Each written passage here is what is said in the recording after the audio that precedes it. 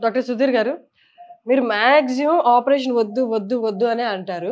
కానీ బయటేమో అంత రివర్స్‌లో వినిపిస్తది. ఫస్ట్ ఆపరేషన్‌కి ఎళ్ళిపోండమ్మా. ఇప్పుడులో ఆపరేషన్ ఏముంది అంత నార్మలే గదా! అంటారు. మీరది నార్మల్ కాదు అంటారు.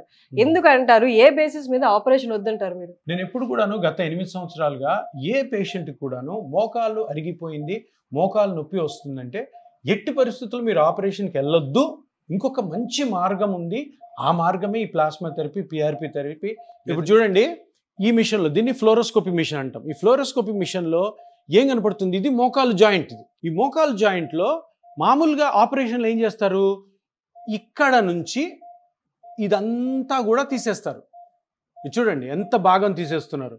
ఈ పైన మెటల్ పెడతారు, కింద మెటల్ పెట్టి ఈ బోన్‌కి ఈ మెటల్‌కి మధ్యలో సిమెంట్ వేసి అతికిస్తారు.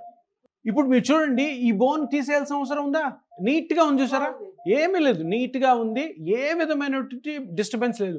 ఈ బోన్ చూడండి, ఈ బోన్ కూడా ఏ విధమైన డిస్టర్బెన్స్ లేదు. డిస్టర్బెన్స్ ఎక్కడ కనపడుతుంది? ఈ ఏరియాలో కనపడుతుంది. ఏం డిస్టర్బెన్స్ కనపడుతుంది?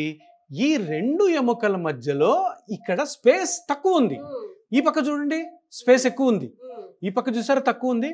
అంటే ఇక్కడ ఉండాల్సిన స్థలము కంటే ఆ స్పేస్ తగ్గడం వల్ల ఈ రెండు ఎముకలు ఈ పార్ట్లోనే రబ్ అవుతున్నాయి. మొత్తం మోకాలులో ఇంత చిన్న పార్ట్లో ప్రాబ్లం ఉంటే ఇదంతా ఎందుకు తీయాలి అంటే, ఇంతకు ముందు ఒక 5-6 సంవత్సరాల క్రితం వరకు ఈ సర్జరీ ఉంది.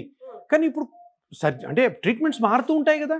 మారుతూ ఉన్నప్పుడు వచ్చిన ట్రీట్మెంటే ఈ ప్లాస్మా థెరపీ.